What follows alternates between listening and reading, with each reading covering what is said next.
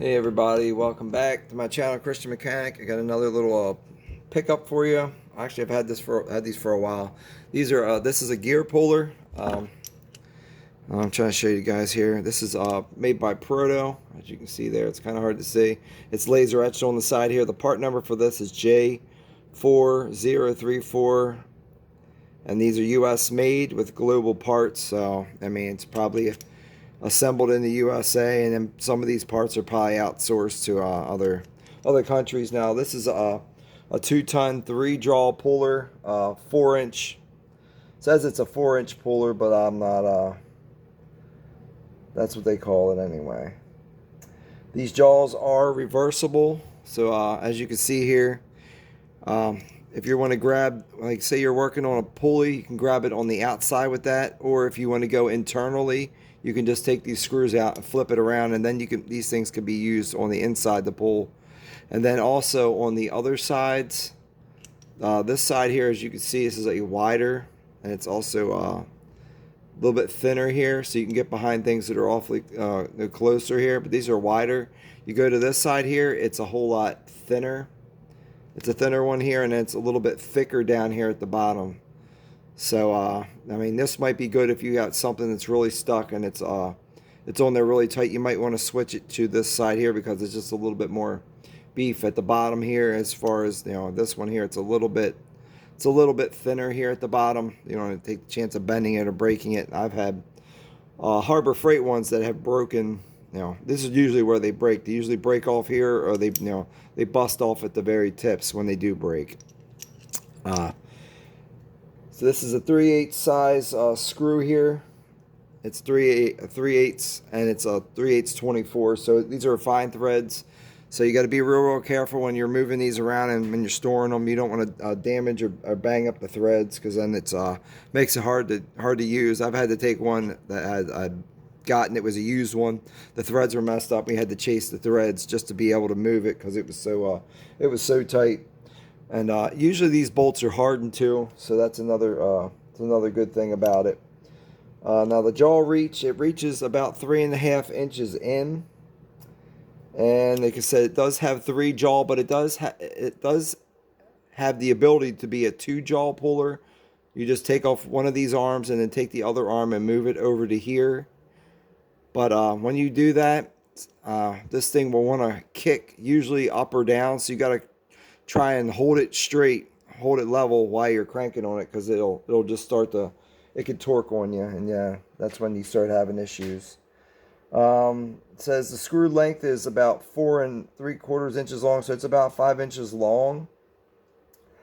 And I think that's it, guys. That's pretty much all I wanted to tell you with that. Now these are just regular bolts here on the side.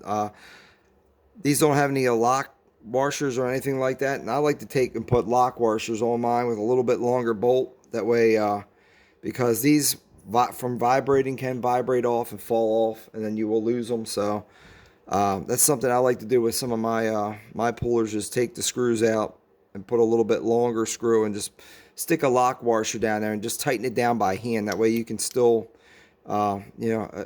torque it down enough, because you tighten these down too much, you won't be able to move these at all. But if you have a lock washer in there, you can have it set up where you want, and you ain't got to worry about this thing vibrating loose. Now I just loosen these up just to give you guys an idea of it here. Also, you got 2 sets of holes, so if the one set is too far away and you need to get closer and you don't have enough, you can just slide it down to the second set of holes. So there's all kinds of little adjustments you can do on here to try and get these out. But these are here.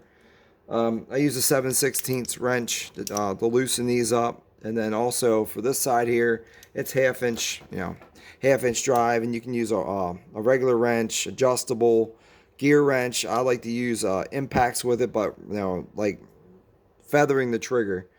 But I'll just give you guys brief showing you how to do it here.